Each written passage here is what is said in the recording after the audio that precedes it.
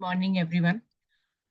आज का हमारा टॉपिक है केमिकल रिएक्शंस एंड इक्वेशंस। तो आजकल जैसे नेक्स्ट मंथ ही सारे स्कूल्स में हाफ ईयरली एग्जाम स्टार्ट होने वाले हैं और हाफ ईयरली में हाफ ऑफ द पोर्शन आएगा, मतलब फिजिक्स केमिस्ट्री बायोलॉजी से। तो फिजिक्स तो केमिस्ट्री हमने अभी स्टार्ट किया है रिवीजन के लिए।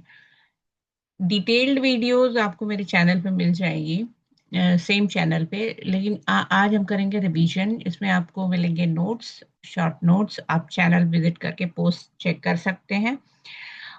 तो आप अगर एक बार इनको एग्जाम के पहले गो थ्रू कर लें तो आपका चैप्टर अच्छे से रिवाइज हो जाएगा with in a few minutes, है ना। तो चलिए ये रिवीजन स्टार्ट करते हैं। ऐसे हर एक चैप्टर की रिवीजन आपको इस चैनल पे मिलेगी। इसके लिए चैनल को सब्सक्राइब कर दें, लाइक और शेयर जरूर करें ताकि इसकी रीच बढ़ जाए चैनल की। Thank you very much. ठीक है, तो हम स्टार्ट करते हैं। हमारा टॉपिक है केमिकल रिएक्शंस एंड इक्वेशन। ये हमारा पहला चैप्टर है। इसमें केमिकल रिएक्शंस के बारे में बताया गया, इक्वेशंस कैसे लिखते हैं, इक्वेशन को बैलेंस कैसे करते हैं, टाइप्स ऑफ रिएक्शंस क्या होती हैं, सारा कुछ है। तो इम्पोर्टेंट पॉइंट्स हम डिस्कस करेंगे। सबसे पहले आपको केमिकल रिएक्शन की डेफिनेशन पता होनी जरूरी है। तो केमिकल रिएक्शन क्या होती है? It is a process in which the original substance lose its nature and identity to form a new substance। इसमें क्या होता है कि एक नया सब्सटेंस बनता है। केमिकल रिएक्शन का मतलब ही यही है कि जो आपका ओरिजिनल सब्सटेंस है उसने अपनी आइडेंटिटी लूज कर दी है और एक नया सब्सटेंस बन गया जिसको आप रिवर्स नहीं कर सकते, मतलब ओरिजिनल सब्सटेंस में चेंज नहीं कर सकते। फॉर एग्जाम्पल, आप रॉ फूड लेते हैं, रॉ वेजिटेबल्स लेते हैं, आप उसको कुक करते हैं, कुक्ड फूड बन जाता है ना। तो आप उस कुक्ड फूड को वापस रॉ वेजिटेबल्स में कन्वर्ट नहीं कर सकते। वो एक बार चेंज हो गया तो ये वन साइडेड प्रोसेस है। एक बार जो चेंज हो गया तो हो गया, आप रिवर्स नहीं कर सकते। इसको हम बोलते हैं केमिकल रिएक्शन, केमिकल रिएक्शन, है ना। और केमिकल रिएक्शन को हमेशा इक्वेशंस के फॉर्म में प्रेजेंट किया जाता है। तो जैसे मैंने रॉ फूड और कुक्ड फूड का एग्जांपल दिया, तो once it is converted into cooked food तो आप देखोगे उसका सब कुछ बदल जाएगा। उसका कलर, उसका टेक्सचर, उसकी स्मेल, उसका टेस्ट, सब कुछ बदल जाएगा। तो यही है केमिकल रिएक्शन कि जब आपने एक चेंज कर दिया तो फिर वो रिवर्स नहीं हो सकता और उसका सब कुछ चेंज हो जाता है, उसकी आइडेंटिटी चेंज हो जाती है, ओरिजिनल आइडेंटिटी। ठीक है।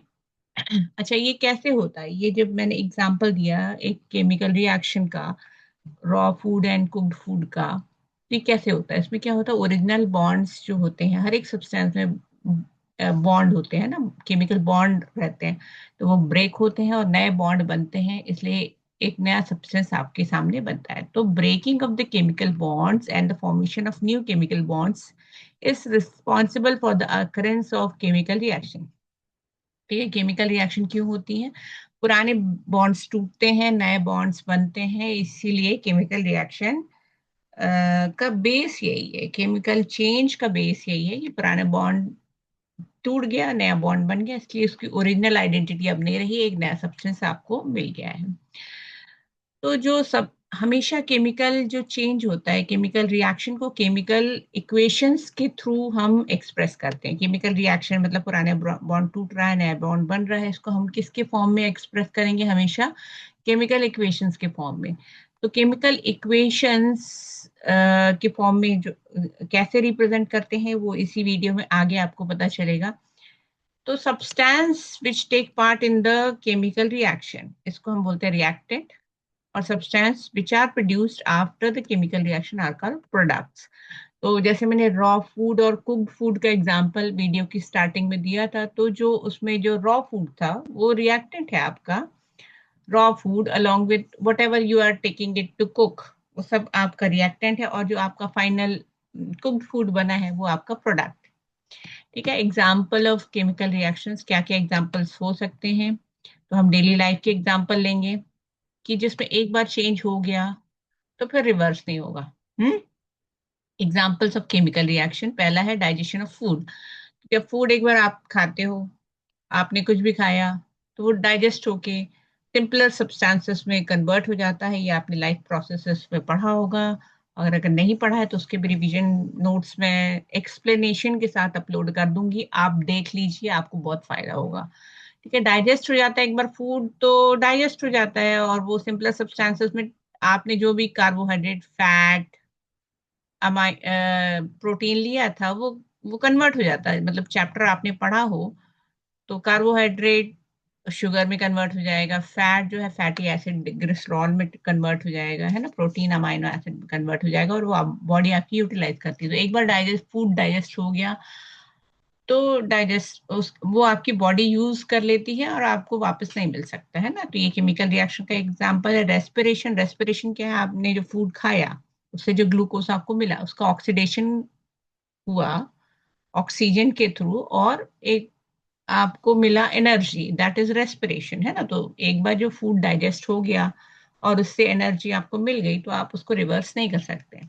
सिमिलरली डस्टिंग ऑफ आयरन, एक आयरन का रॉड है, जब हम उसको मॉइस्चर में रखते हैं, एयर और मॉइस्चर के कांटेक्ट में रखते हैं, तो उसका कलर चेंज हो जाता है, उसके ऊपर ब्राउन कलर की लेयर चढ़ जाती है और उस वो आयरन बेकार हो जाता है, खराब हो जाता है, उसकी क्वालिटी खराब हो जाती है। इसको रस्टिंग ऑफ आयरन बोलते हैं।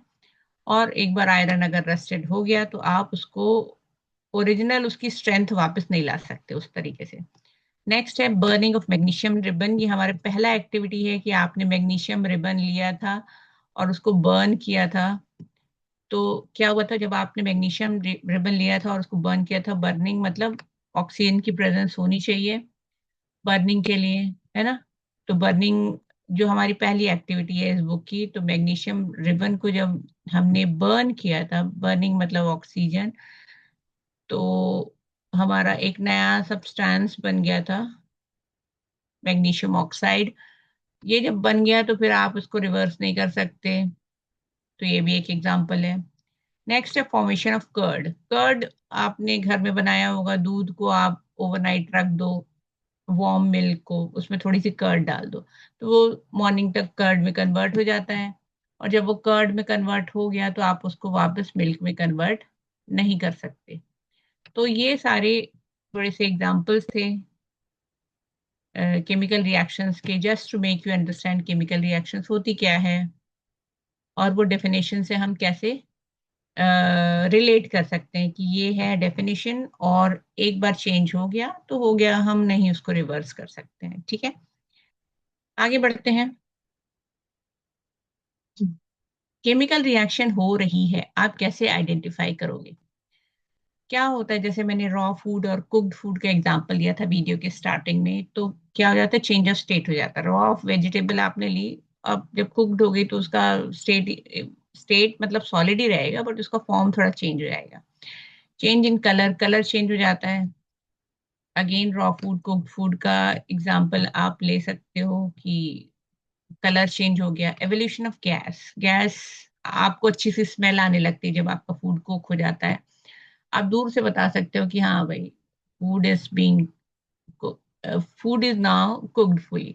तो गैस, वो क्यों, क्योंकि जब केमिकल चेंज हो जाता है तो there is evolution of gas and smell आप कर सकते हो उसको। नेक्स्ट है change in temperature. Temperature obviously change होगा तभी केमिकल रिएक्शन होगी, क्योंकि बहुत सारी रिएक्शंस जो हैं टेम्परेचर डिपेंडेंट होती हैं। और हमारी इवन हमारी बॉडी की में भी डाइजेशन, जैसे हमने बोला केमिकल प्रोसेस है, उसके लिए एक सर्टेन टेम्परेचर चाहिए होता है। फॉर्मेशन ऑफ अ प्रेसिपिटेट्स हमेशा नहीं है, बट हाँ, यू कैन रिलेट इट।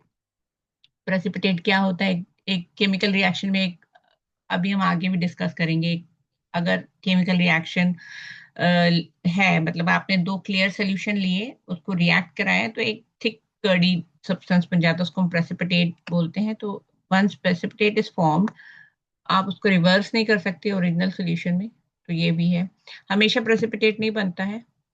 जैसे ये सारे changes might not be in every chemical reaction, but अगर ये ऐसा कुछ हो रहा है, इनमें से एक भी हो रहा है, तो आप इसमें बोलोगे कि केमिकल रिएक्शन हो रही है। ठीक है, आगे बढ़ते हैं। अच्छा, केमिकल रिएक्शन को हमेशा केमिकल इक्वेशन के फॉर्म में प्रेजेंट किया जाता है, जैसे कि मैंने बताया था अभी magnesium ribbon, burning of magnesium ribbon का एग्जांपल लेकर बताया था कि उसमें आपने मैग्नीशियम रिबन लिया, उसको बर्न किया, बर्निंग के लिए हमें क्या चाहिए, ऑक्सीजन की प्रेजेंस चाहिए, तो एक नया सब्सटेंस बन जाता है जिसको आप वापस रिवर्स नहीं कर सकते ओरिजिनल सब्सटेंस में, ठीक है।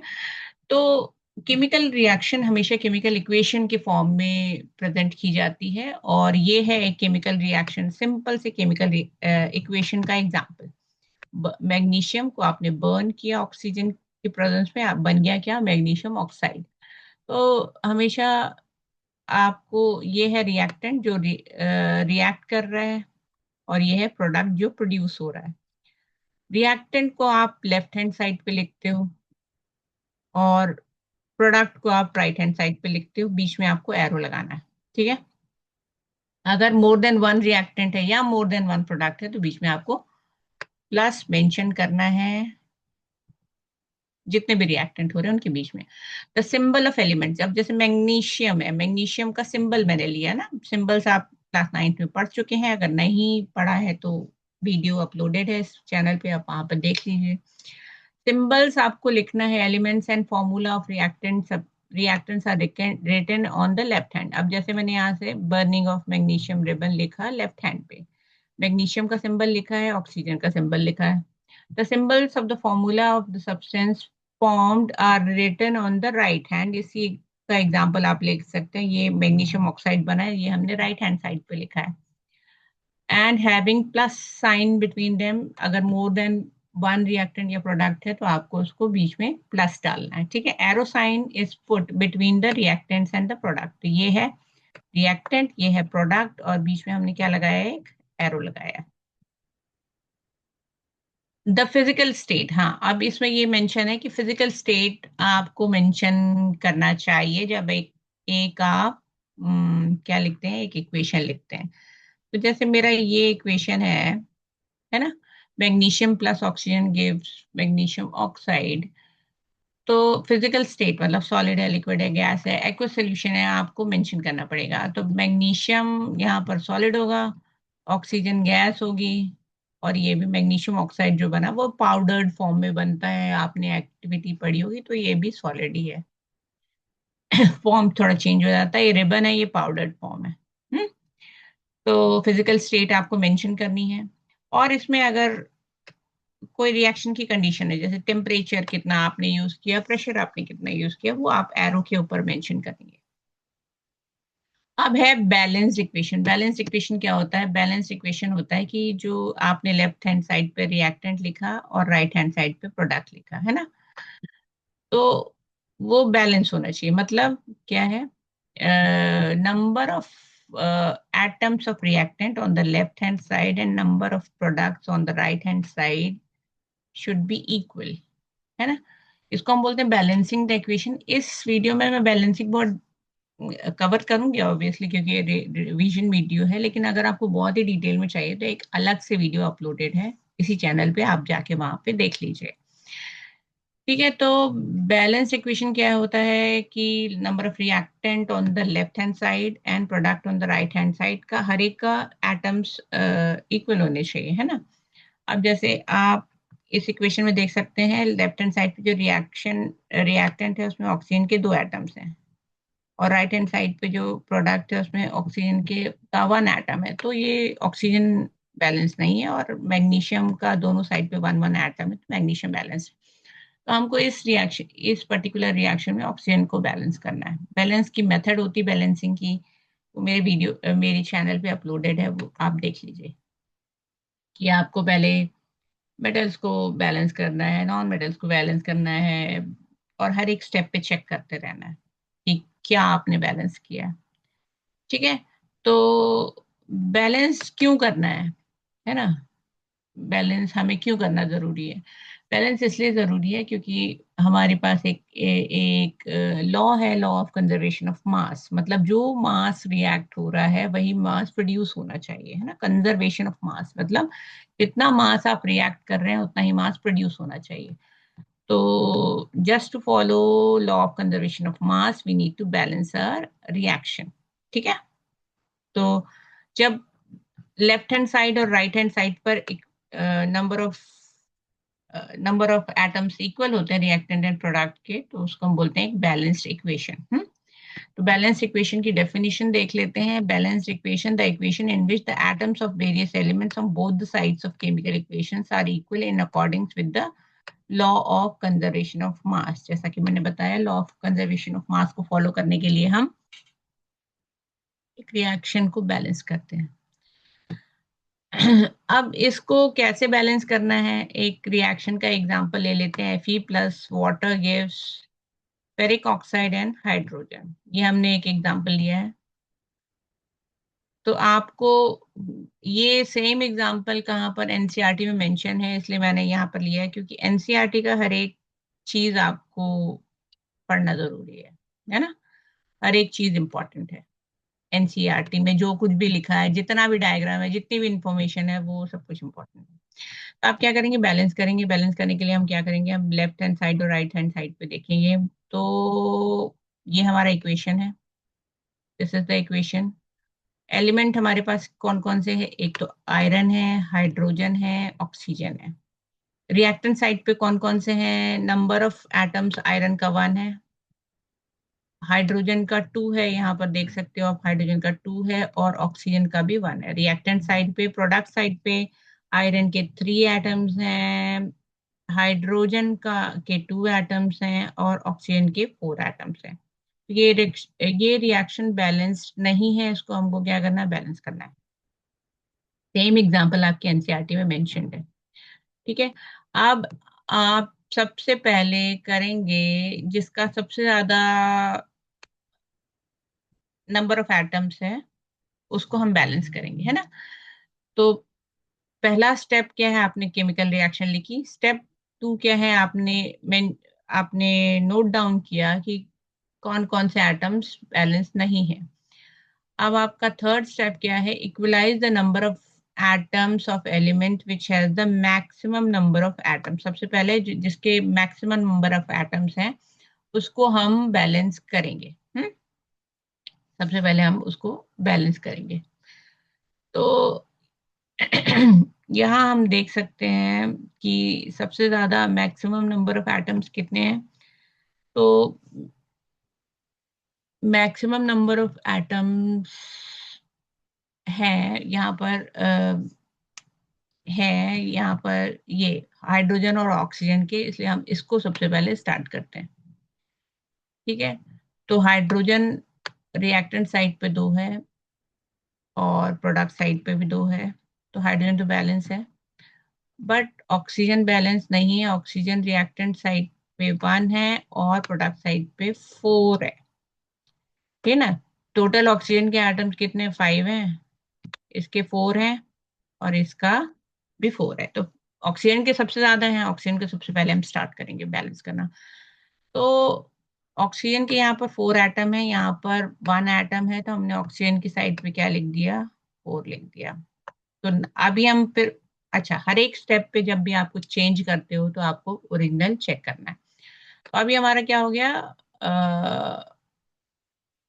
ऑक्सीजन हो गया 4 एटम, ऑक्सीजन हो गया 4 एटम। तो ऑक्सीजन तो बैलेंस हो गया, बट हाइड्रोजन अभी यहाँ पर क्या हो गया, 4 इंटू 2 8 एटम्स हो गया, और यहाँ पर हाइड्रोजन 2 एटम्स है। तो अभी अभी करंट कंडीशन में हमारे पास ऑक्सीजन बैलेंस्ड है, लेकिन हमारे पास हाइड्रोजन बैलेंस नहीं है। और हाइड्रोजन के यहाँ पर 8 एटम हो गए हैं, 4 इंटू 2 8, और यहाँ पर है, अ, यहाँ पर है जो 2 एटम्स हैं। तो इसको हम बैलेंस, अब हाइड्रोजन का हमारा नेक्स्ट स्टेप है, 8 एटम्स हैं, तो हम यहाँ पर अगर 4 लिख दें तो हाइड्रोजन बैलेंस हो जाएगा, है ना। सेकेंड स्टेप ने हमने हाइड्रोजन को बैलेंस किया, हाइड्रोजन बैलेंस हो गया। अब हम फिर से ओरिजिनल, अभी हमारा फाइनल हो गया है कि,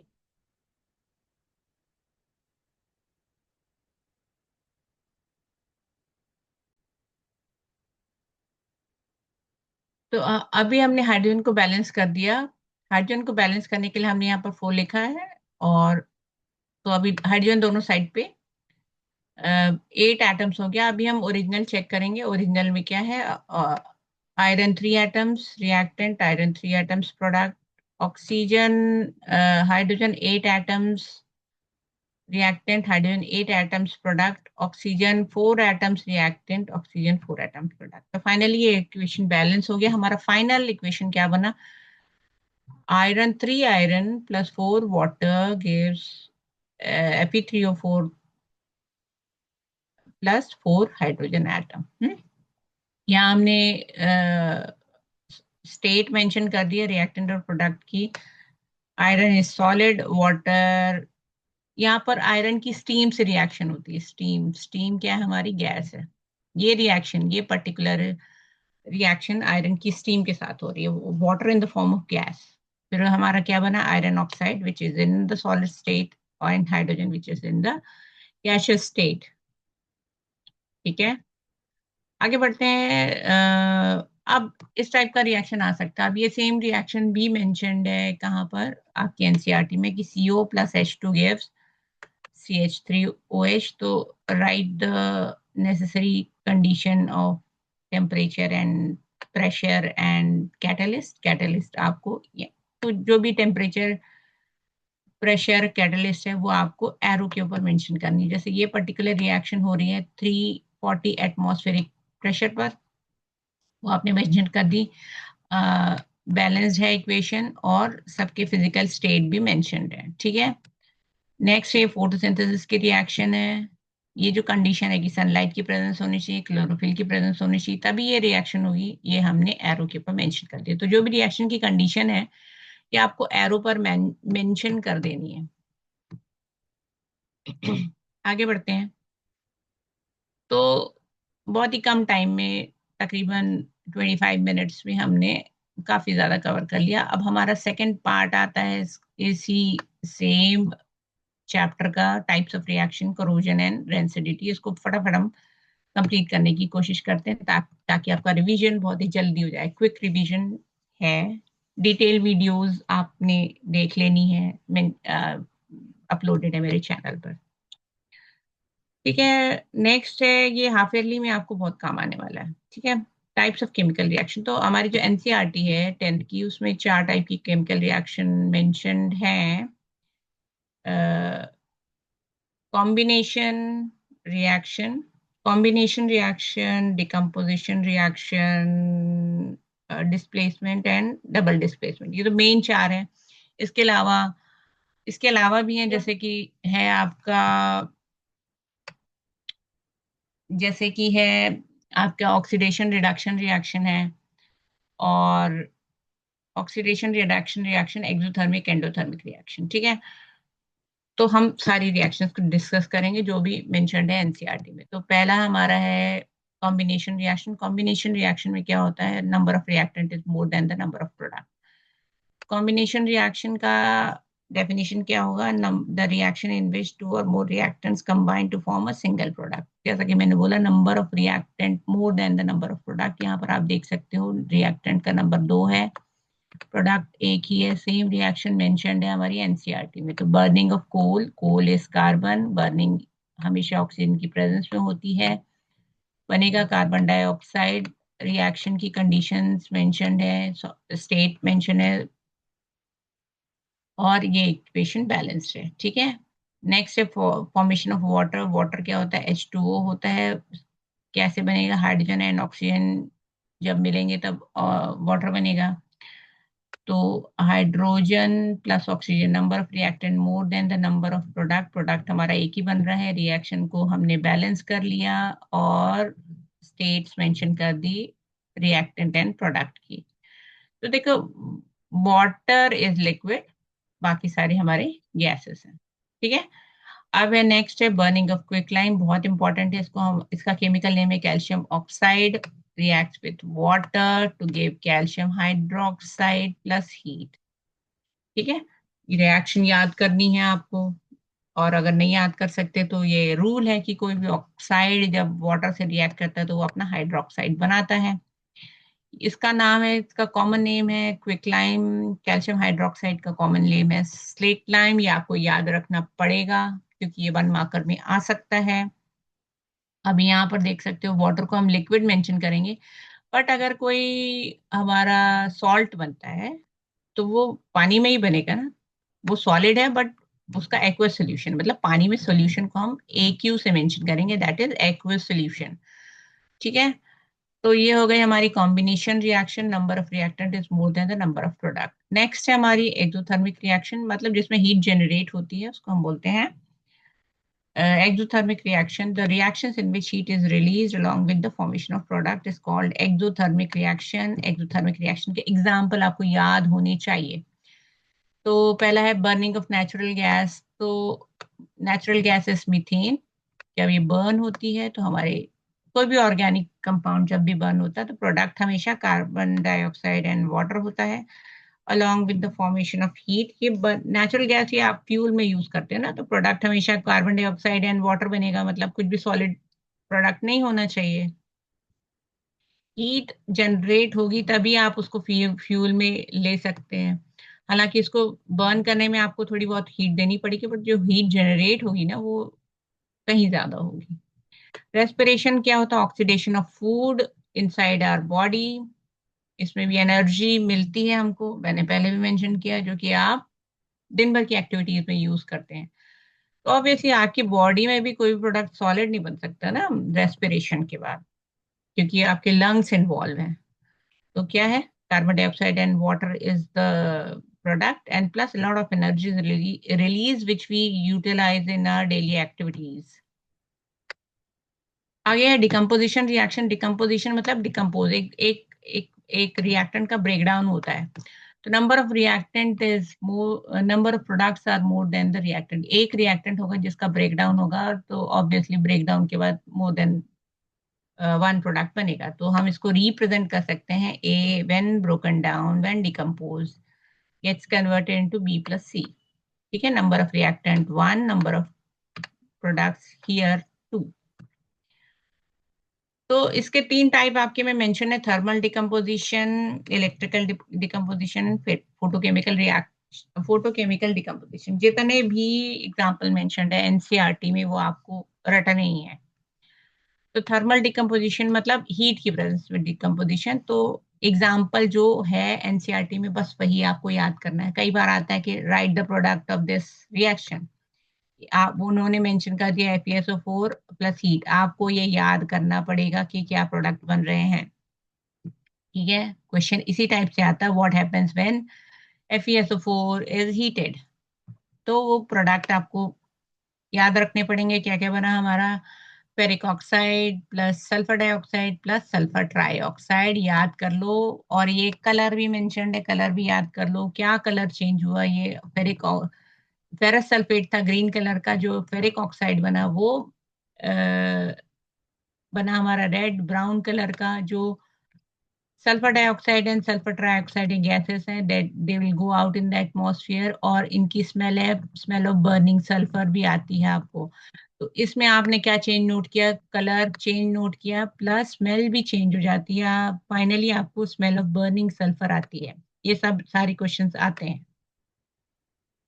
नेक्स्ट है when calcium carbonate is heated. तो वो कैल्शियम ऑक्साइड और कार्बन डाइऑक्साइड में कन्वर्ट हो जाता है. कैल्शियम कार्बोनेट का कॉमन नेम है लाइमस्टोन, और मार्बल भी बोलते हैं इसको. सबके कॉमन नेम, सबके केमिकल नेम आपको याद रखने हैं.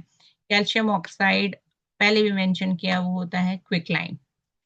नेक्स्ट है इलेक्ट्रोलिटिक. तो थर्मल में आपको मिले अभी 2 एग्जाम्पल, दोनों आपको याद करने हैं. नेक्स्ट है इलेक्ट्रोलिटिक डिकम्पोजिशन, मतलब डिकम्पोज होता है एक substance in the presence of electricity. Water का एग्जांपल है. वाटर आपने लिया, इलेक्ट्रिक करंट पास की, तो अपने कॉन्स्टिट्यूएंट्स में उसका ब्रेकडाउन हो गया, वो है हाइड्रोजन एंड ऑक्सीजन. तो आपने कंडीशन मेंशन कर दी है ना यहाँ पर, इलेक्ट्रिक करंट ये इसी की प्रेजेंस में ब्रेकडाउन होगा. अब ये क्वेश्चन आता है कि अब देखो यहाँ पर hydrogen release more than the oxygen, है ना. तो क्वेश्चन आता है कि Y hydrogen is release more than oxygen, क्योंकि बैलेंस केमिकल इक्वेशन में number of hydrogen atoms is more than the number of oxygen atoms. ठीक है. नेक्स्ट है फोटोलिटिक डिकम्पोजिशन, मतलब जब सनलाइट की प्रेजेंस में आपका डिकम्पोजिशन होगा, एक सब्सटेंस का ब्रेकडाउन होगा, तो उसको हम बोलते हैं फोटोलिटिक डिकम्पोजिशन. एग्जाम्पल है कि जब आप सिल्वर क्लोराइड जो कि सॉलिड स्टेट में है, उसको आप ब्रेक करोगे तो आपको मिलेगा सिल्वर प्लस क्लोरीन. ठीक है, प्रेजेंस क्या है? सनलाइट की. ये आपको ऐसे ही याद करना है. एक और एग्जांपल मेंशन्ड है सिल्वर ब्रोमाइड का, जब आप ब्रेक डाउन करोगे तो आपको मिलेगा silver and bromine. This reaction is used in black and white photography. ये भी आता है कि name the reaction, mention the reaction which is used in black and white photography. तो ये सिल्वर ब्रोमाइड वाली पर्टिकुलर रिएक्शन है, ठीक है। एंडोथर्मिक रिएक्शन मतलब डिकम्पोजिशन ऑलवेज एंडोथर्मिक। एंडोथर्मिक मतलब जो आपको देनी पड़ रही है heat to carry out a reaction, उसको हम एंडोथर्मिक रिएक्शन बोलते हैं। तो जितनी भी डिकम्पोजिशन रिएक्शन हमने मेंशन करी वो सारी एंडोथर्मिक रिएक्शन ही थी, ठीक है। तो ये सारी जो भी डिकम्पोजिशन रिएक्शन सारी एंडोथर्मिक है क्योंकि हीट आपको देनी पड़ रही है। नेक्स्ट डिस्प्लेसमेंट रिएक्शन, तो इसका मतलब है chemical reaction which more reactive element displaces the less reactive element in its salt solution। अब कौन मोर रिएक्टिव है कौन लेस रिएक्टिव है, इसके लिए आपको रिएक्टिविटी सीरीज जाके देखनी पड़ेगी, जो कि आपके चैप्टर 3 में एक सीरीज दी हुई है। तो उसमें जो ऊपर वाली मेटल्स है वो ज्यादा रिएक्टिव है, नीचे वाली कम रिएक्टिव है ना। अब उसमें आप जाके देखोगे iron is less, iron is more reactive than copper, क्योंकि आयरन ऊपर है कॉपर नीचे है। डिटेल वीडियो मैंने बनाई हुई है सारे टाइप्स ऑफ रिएक्शन की, तो आप वहां पर जाकर देख सकते हो, ठीक है। तो है iron reacting with copper sulphate, तो आयरन को डिस्प्लेस करना है कॉपर सल्फेट को उसके सॉल्ट से। तो क्या बना, आयरन प्रोडक्ट हमारा क्या बना, आयरन ने उसको हटा दिया, कॉपर अलग हो गया और आयरन ने अपना सॉल्ट बना लिया। तो उसको हम मेंशन कैसे कर सकते हैं, इसको हम रिप्रेजेंट कर सकते हैं A plus B C. B C एक सॉल्ट था ऑफ लेस रिएक्टिव एलिमेंट, तो बन गया हमारा ए बी प्लस सी, ठीक है। ऐसे जिंक ज्यादा रिएक्टिव है कॉपर से, तो जिंक ने कॉपर को डिस्प्लेस कर दिया। रिएक्शन यही दोनों मेंशन है एनसीईआरटी में, और आपको कम से कम इतना ही याद करना है, ज्यादा से ज्यादा तो आप कुछ भी कर सकते हैं। सिंस ये रिवीजन नोट्स हैं तो मैंने एनसीईआरटी के ही पर्टिकुलर एग्जांपल्स लिए हैं, और इतना ही आता है जितना मेरा एक्सपीरियंस है अभी तक का। इससे बियॉन्ड कुछ नहीं आएगा, एनसीईआरटी के बाहर कुछ नहीं आएगा। नेक्स्ट है double displacement reaction. Double displacement reaction में क्या होता है, म्यूचुअल एक्सचेंज ऑफ आयंस होते हैं। म्यूचुअल एक्सचेंज ऑफ आयंस मतलब reaction in which new compound are formed by mutual exchange of ions. अब यहाँ पर देखो, यहाँ पर आयन क्या है, ये पॉजिटिव आयन है नेगेटिव आयन है, ये पॉजिटिव आयन है नेगेटिव आयन। किसी भी कंपाउंड का पहला जो आयन, जो पहले हम पॉजिटिव आयंस लिखते हैं फिर नेगेटिव आयंस लिखते हैं, ये फॉर्मूला राइटिंग में आपने सीखा होगा। तो अब क्या होता है, इसका पॉजिटिव इसके नेगेटिव के साथ एक प्रोडक्ट बना लेगा, तो हमारा प्रोडक्ट बना NaCl, और इसका पॉजिटिव इसके नेगेटिव के साथ एक प्रोडक्ट बनाएगा, तो हमारा प्रोडक्ट बना बेरियम सल्फेट। और ये बहुत इंपॉर्टेंट रिएक्शन है। तो डबल डिस्प्लेसमेंट रिएक्शन जब भी होती है ना, तो एक प्रेसिपिटेट बनता है। तो मैंने क्या बोला था, प्रेसिपिटेट एक थिक कर्डी सब्सटेंस होता है, उसका कलर कुछ भी हो सकता है, कलर डिपेंड ऑन द कौन सी रिएक्शन है ना। तो यहाँ पर जब आपने लिया था सोडियम सल्फेट, तो ये क्लियर पानी जैसा सोल्यूशन था, ठीक है। ये बेरियम क्लोराइड भी एकदम क्लियर वाटर रिच सोल्यूशन था। लेकिन जब बेरियम सल्फेट बनाया तो वो प्रेसिपिटेट की फॉर्म में बना है ना, मतलब वो थिक कर्डी टाइप का सब्सटेंस बन गया, और ये व्हाइट कलर का था। व्हाइट कलर है, इसको नोट कर लो। और sodium chloride again in the solution. तो आपने लिया था एक क्लियर सोल्यूशन, लेकिन आपको मिल गया थिक कर्डी टाइप का सोल्यूशन, इसको हम बोलते हैं प्रेसिपिटेट। एंड हम most of the time white जो डबल डिस्प्लेसमेंट रिएक्शन है वो प्रेसिपिटेशन फॉर्म करती हैं। यहाँ पर आपका बनता है white precipitate of barium sulphate, ये मेंशन्ड है, ये व्हाइट प्रेसिपिटेट बनता है। ये रिएक्शन बहुत कॉमन है और हमेशा मोस्ट ऑफ द टाइम आती है। उसको याद रखना है, बेरियम सल्फेट का व्हाइट प्रेसिपिटेट बना है bye mutual exchange of ions, ठीक है। नेक्स्ट है ऑक्सीडेशन एंड रिडक्शन। वैसे तो ऑक्सीडेशन एंड रिडक्शन की डिटेल डेफिनेशन भी हो सकती है, बट यहाँ पर आपको पढ़ना है कि अगर किसी रिएक्टेंट के साथ ऑक्सीजन ऐड हो रहा है तो उसको हम ऑक्सीडेशन बोलेंगे, किसी रिएक्टेंट के साथ हाइड्रोजन ऐड हो रहा है तो हम उसको रिडक्शन बोलेंगे, ठीक है।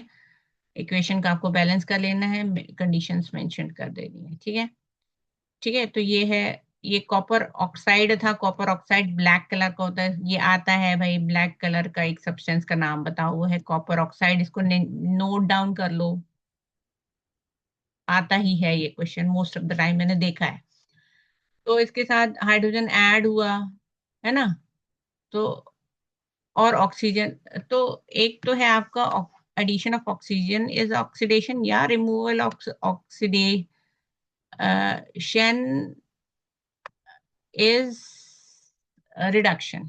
ठीक है, या देखो, एक तो है addition of oxygen is oxidation, an addition of hydrogen is reduction, या removal of hydrogen, removal of oxygen is also reduction. ठीक है, ऑक्सीजन या तो आप ऐड करोगे तो ऑक्सीडेशन होगा, ऑक्सीजन रिमूव कर दोगे और हाइड्रोजन को ऐड कर दोगे तो वो रिडक्शन हो जाएगा। आप इसमें आप देख सकते हो कॉपर ऑक्साइड जो कि ब्लैक कलर का है, इसको याद रख लो, कॉपर ऑक्साइड का कलर अक्सर पूछा जाता है। उस जब हमने हाइड्रोजन से रिएक्ट कराई तो क्या हुआ, इसके साथ में जो ऑक्सीजन अटैच थी वो निकल गई, तो यहाँ पर कॉपर ऑक्साइड का रिडक्शन हो रहा है। ठीक है, इसको हम बोलते हैं reduction of copper oxide into copper. In this reaction, copper oxide is reduced to Cu and H2 and oxidized to H2। Hydrogen का ऑक्सीडेशन हो गया है क्योंकि उसके साथ ऑक्सीजन अटैच हो गई, कॉपर ऑक्साइड का रिडक्शन हो गया क्योंकि उसमें से ऑक्सीजन निकल गई।